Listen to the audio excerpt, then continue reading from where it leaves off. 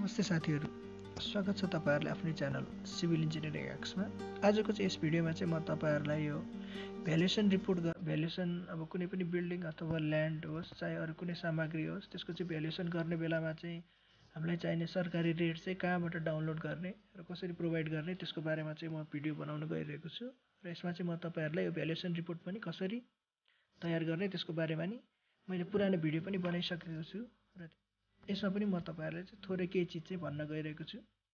यदि हजुरहरुलाई यो भिडियो राम्रो लागेमा चाहिँ लाइक शेयर र सब्स्क्राइब गरिदिनु होला र यदि हजुरहरुलाई चाहिँ यो फाइल चाहिएमा चाहिँ मैले जस्ट ₹200 मा चाहिँ यो फाइल चाहिँ तपाईहरुलाई प्रोवाइड गर्ने छु।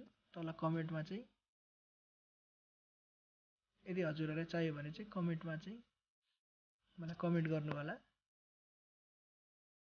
अब हामीलाई थाहा छँदैछ मैले चाहिँ यो अब भ्यालुएसन चाहिँ एकजना मान्छेको चाहिँ अब बिल्डिङ र ल्यान्डको चाहिँ भ्यालुएसन गर्न गइरहेको छु र यसमा चाहिँ मैले यो चाहिँ मेरो कभर पेज हो जसमा चाहिँ मैले name owner of the property यिनीहरु चाहिँ राखेर एउटा कभर पेज बनाएँ र कभर पेज बनाइसकेपछि चाहिँ दोस्रो पेजमा टु हुम इट मे कन्सर्नमा चाहिँ यो हल्का थ्योरीहरु राखेर चाहिँ summary of fair market value of the property छ जुनमा चाहिँ मैले यसमा चाहिँ मिस्टर एक्सवाइजेड को ल्यान्ड र मिस्टर एक्सवाइजेड को बिल्डिङ जुन चाहिँ हाम्रो प्लट नम्बर 1772 मा बनेको छ र त्यसको चाहिँ अहिले चलिरहेको मार्केट भ्यालु चाहिँ कसरी छ सरकारी रेट अनुसार चाहिँ किनकि उले चाहिँ अब घर बेचेर चाहिँ घरको चाहिँ कर तिर्नको लागि चाहिँ यो भ्यालुएसन गर्न लागिरहेको छ र यो चाहिँ हामीले सरकारी रेट अनुसारै राख्नुपर्ने हुन्छ र यसको चाहिँ अहिले ल्यान्डको चाहिँ फेयर मार्केट भ्यालु चाहिँ कति छ र बिल्डिङको फेयर मार्केट भ्यालु कति छ यो चाहिँ कसरी आयो म तपाईहरुलाई अहिले एक्सेल सिटमा लगेर देखाउँछु।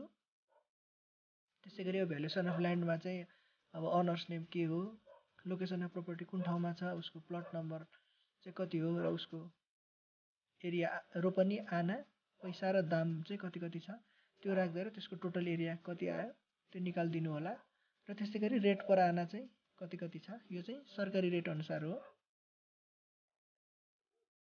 अहिले चाहिँ हाम्रो 8 लाख छ यो कसरी आयो म तपाईहरुलाई अहिले देखाउन गइरहेको छु।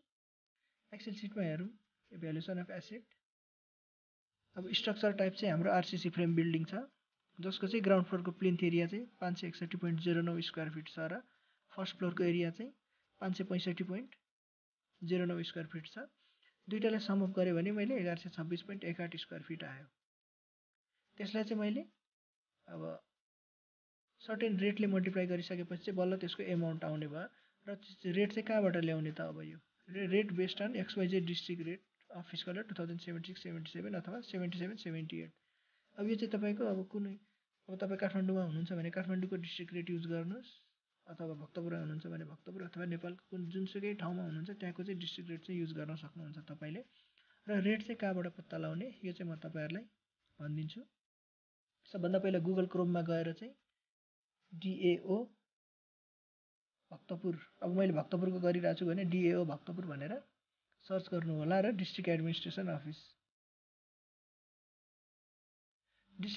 अफिस खोलिसकेपछि चाहिँ यसको चाहिँ होम पेज पपअप हुन्छ र त्यसमा चाहिँ तपाईले डाउनलोड्समा जानुस्।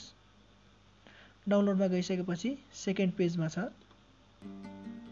सेकेन्ड पेजमा चाहिँ approve district rate of fiscal year 2077-78 यसलाई चाहिँ डाउनलोड गर्नु होला।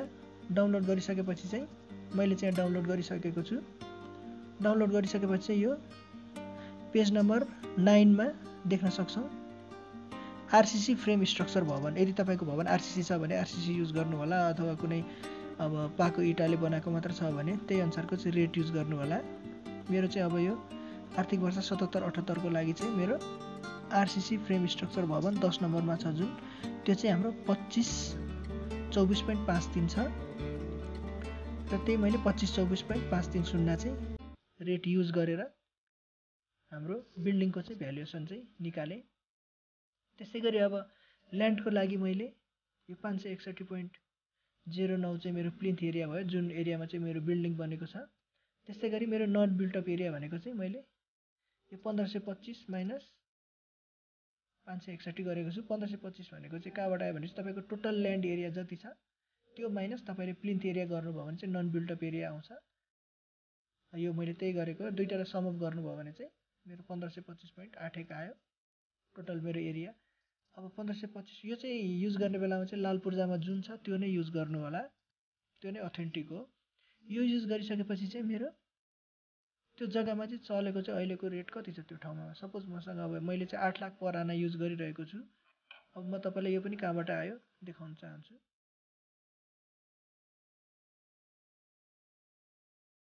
मसँग यहाँ फोटोहरू छ दुईवटा। यो चाहिँ तपाईँले मालपोत कार्यालयमा गएर त्यहाँ एउटा किताब पाइन्छ मसिनो, त्यो किताब ल्याउनु भयो भने चाहिँ त्यसमा चाहिँ सम्पूर्ण तपाईँको अब मेन रोडदेखि चाहिँ अब तपाईँको मेन रोडकै 50 मिटर वरिपरि जग्गा छ कि त्योभन्दा पर छ कि के छ त्यो सबै चाहिँ उसले चाहिँ क्यालकुलेट गरेर त्यहाँको अहिले चलेको सरकारी रेट चाहिँ कति कति चलेको छ त्यो चाहिँ तपाईँलाई डिटेल रूपमा भनिदिन्छ। मैले चाहिँ चाहिने मात्र दुईवटा फोटो चाहिँ लिएर आएको भएर चाहिँ म तपाईँलाई अहिले त्यही देखाइदिन्छु।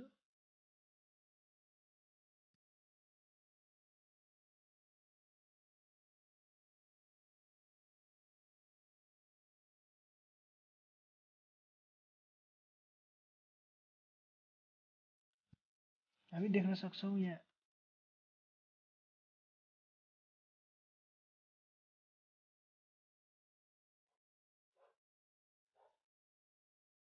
भूमि सुधार तथा मालपोत कार्यालय भक्तपुरको चाहिँ जग्गाको न्यूनतम मूल्याङ्कन। अब पक्की मोटर बाटो सडकको दायाँ बायाँ अर्नीको राजमार्गसँग जोडिएको छ भने तपाईँको चाहिँ 77-78 अनुसार चाहिँ 23,76,000 रुपियाँ पर्ने रहेछ प्रति आनाको। त्यस्तै गरी चाहिँ तपाईँले अब सम्पूर्ण कहाँ कहाँ छ तपाईँको एरिया प्लानिङदेखि पक्की मोटर बाटोसम्मको अब क वर्ग 7 मिटर र सोभन्दा माथि छ भने चाहिँ तपाईँको रेट कति छ कस्तो छ त्यो चाहिँ सबै यहाँबाट हेर्न सक्नुहुन्छ। त्यस्तै गरी मलाई चाहिने चाहिँ यसमा छ